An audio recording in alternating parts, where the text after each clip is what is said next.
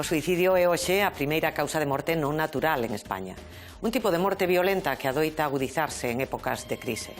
Os expertos coinciden na necesidade de prestar máis atención á conduta suicida e chegar ás causas para poder prevela. Pero tamén insisten en que é preciso rachar cos mitos e co silencio que rodea a morte por suicidio, que aínda hoxe continúa estigmatizando as familias.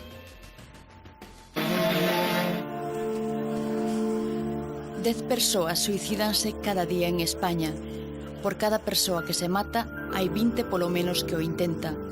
As mulleres inténtano 3 veces máis cos homes, pero consúmano 3 veces menos.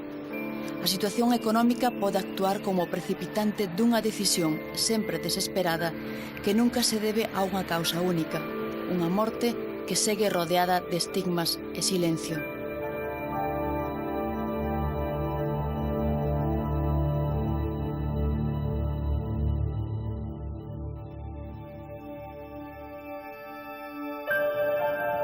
Agosto de 1962. Marilyn Monroe aparece morta no seu domicilio. Unha morte catalogada daquela como posible suicidio. As notas que escribiu nos seus derradeiros anos de vida forman parte da tese que prepara a psicóloga Mercedes Fernández Cabana. Utilizamos a publicación do libro Fragments para analizar, non? Porque nos pareceu unha boa fonte de textos, ademais que eran escritos ao longo de 20 anos da vida de Marilyn, entonces podíamos ver se había unha evolución na súa forma de escribir a medida que se acercaba o momento da morte.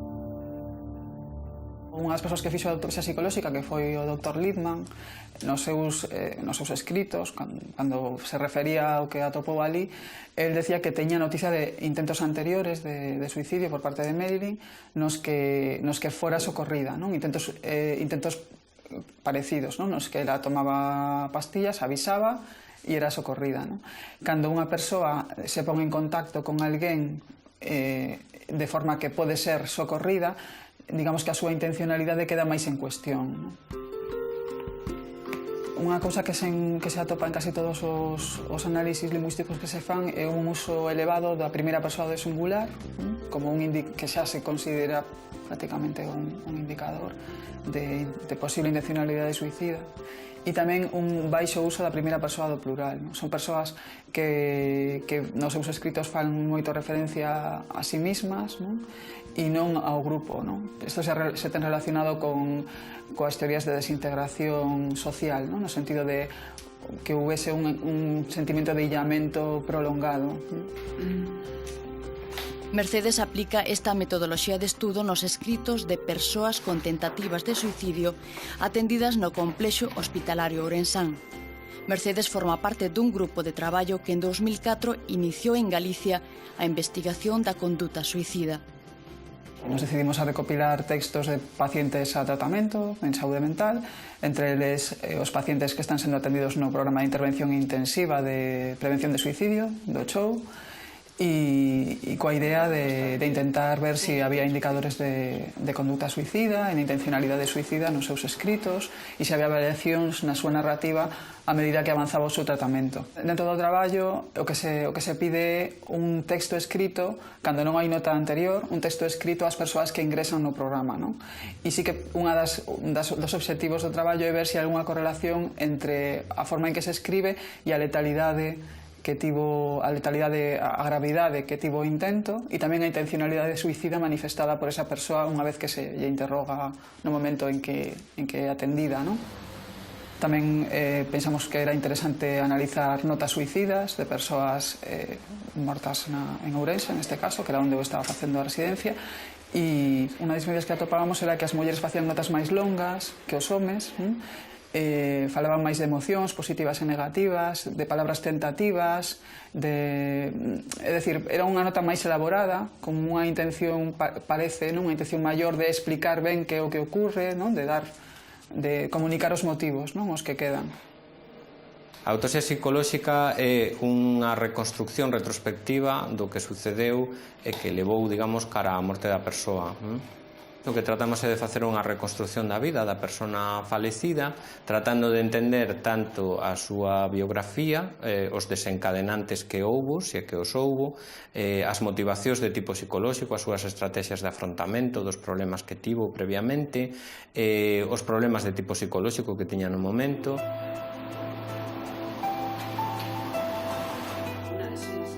Na Unidade de Prevención de Suicidios de Ourense, a segunda deste tipo en España, traballan tanto con intentos como con ideacións de suicidio. Aquí chegan derivados de urxencias ou do médico de cabeceira. El programa de intervención intensiva en conductas suicidas se puso en marcha en el complejo hospitalario de Ourense hace 4 años. En él trabajamos una psiquiatra, una psicóloga clínica y yo que soy enfermera especialista en salud mental. Los reintentos de suicidio se producen mayoritariamente en el primer año después de hacer el primer intento de suicidio. Entonces, era lo que queríamos estudiar, con pacientes que habían sido tratados antes de empezar el programa en unidades de salud mental, comparándolos con pacientes que habían sido tratados en el programa para ver si ese tiempo se difería o en el caso de las ideas no se llegaba a producir ese intento. Hola, buenas. As enfermidades de tipo mental ou os problemas sentimentais poden actuar como desencadeantes, pero tamén a dispersión poboacional, a idade e cada vez máis as dificultades laborais. O suicidio adoita ser un proceso acumulativo. O problema do rural, a pérdida de población no rural, a soledad, a pérdida de expectativas, de capacidades físicas. Ese é un perfil que non é o máis frecuente no medio que nós temos, pero sí que é un perfil que ademais se pode incidir sobre ele.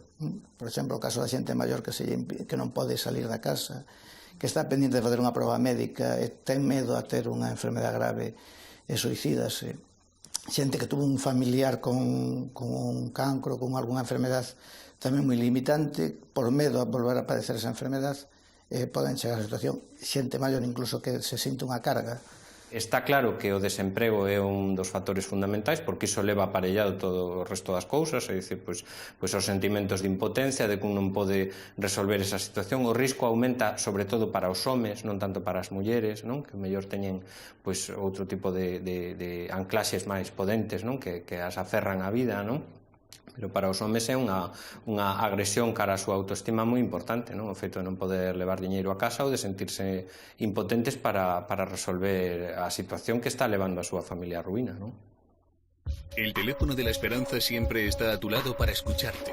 Cualquier día, a cualquier hora, los 365 días del año. O aumento das chamadas de contido suicida ao teléfono de esperanza evidencia que a magnitude do problema é cada vez maior. IMA coordina grupos de autoaxuda e forma os axentes que atenden as chamadas. Lo que trabajamos en el teléfono es la escucha activa. Yo creo que es lo importante, estar ahí y realmente escuchar al otro, no solamente lo que te dice, sino el lenguaje no verbal tan importante, cómo le vemos, cómo cambia, porque hay personas que se ven, que cómo se apagan a la hora de hablar, a la hora de que les ves compañeros de trabajo o amigos, que de repente pues no sale, no deja de salir. Es escuchar a la persona, es atenderla, es ponerle nombre claro a lo que está diciendo, porque hay veces que las personas, bueno, pues estoy intentando quitarme del medio, no molestar. A ver, pues poco a poco ir clarificando qué es lo que está diciendo. ¿Realmente me estás hablando de que te quieres suicidar con estas palabras? Es un poco enfrentarle con su realidad. ¿O es que no resultaba un consuelo creer que la muerte era el fin absoluto? Es posible morir.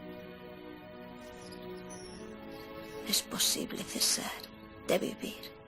O suicidio é hoxe a primeira causa non natural de morte, seguida dos accidentes de tráfico.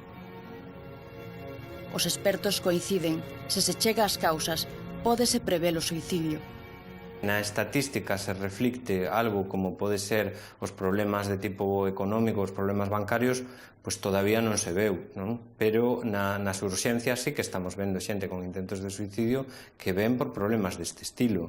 Xente que son empresarios que foron a quebra, non? Los médicos de cabeceras y las enfermeras de atención primaria son, podríamos decir, la detección más importante del riesgo en el suicidio. Muchas veces la persona no te comenta directamente, oye, que tengo ideas de suicidarme, sino se queja de dolores, deja caer comentarios como no merece la pena seguir, estoy cansado de tirar para adelante. Ahí es cuando los profesionales tenemos que seguir preguntando qué es lo que te pasa, han pasado por tu cabeza ideas de hacerte daño, seguir indagando por ahí, porque a lo mejor es la primera oportunidad que tiene esa persona de hablar con alguien de lo que le está pasando. En moitos casos de suicidios acudiron no mes anterior ao seu médico de primaria, médicos que ven un montón de pacientes, que teñen pouco tempo, entonces, bueno, estas cosas ou nos las tomamos en serio ou... Os desafiuzamentos levaron os suicidios ao primeiro plano informativo e puxo en cuestión a norma xornalística de non informar sobre eles. A Organización Mundial da Saúde leva anos recomendando que se fale dos suicidios, iso sí, sen sensacionalismos e falando da prevención. O suicidio era un tabú no sentido que levaba aparellado normalmente un estigma de enfermidade mental. Non? É dicir, ese era o tema, non? Ou de febleza, non? De debilidade, non? É dicir, pois non aguantou o embate da vida, non? Hay que un pouco ir acabando con todos los mitos que hay alrededor del suicidio. Cosas como, por ejemplo, que el que se quiere matar no lo dice, o el que lo dice no lo hace, eso lo hemos oído todos muchas veces. Eso no es cierto. De cada 10 personas que se suicidan, 9 lo han dicho antes.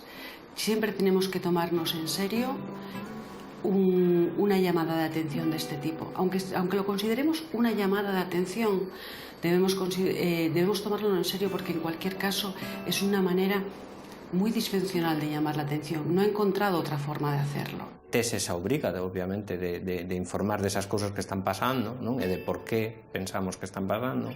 E, por outra parte, pois, evidentemente, das medidas de prevención de saúde pública que nos podemos facer sabendo que informar de suicidio pode ter un efecto de contagio. É dicir, que hai xente que o ve como unha posibilidade. Xente que a mí nunca había pensado neso. Si nós estamos falando deso, poden velo como unha solución.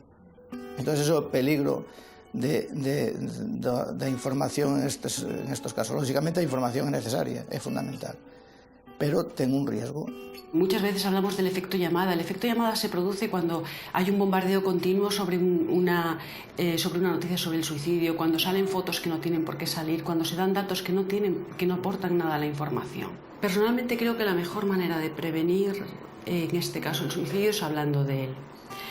Necesariamente hay que empezar a hablar del suicidio. Es un problema de salud pública muy importante y, al igual que se ha hecho con las campañas de tráfico, al igual que se ha hecho con los malos tratos, del suicidio hay que hablar, porque no sirve de nada ignorarlo, hacer que no está cuando la magnitud del problema es cada vez mayor. Ninguén toma unha decisión tan grave, non? Se non pasa por un sufrimento tan serio que prefire morrer antes que seguir sufriendo de esa maneira.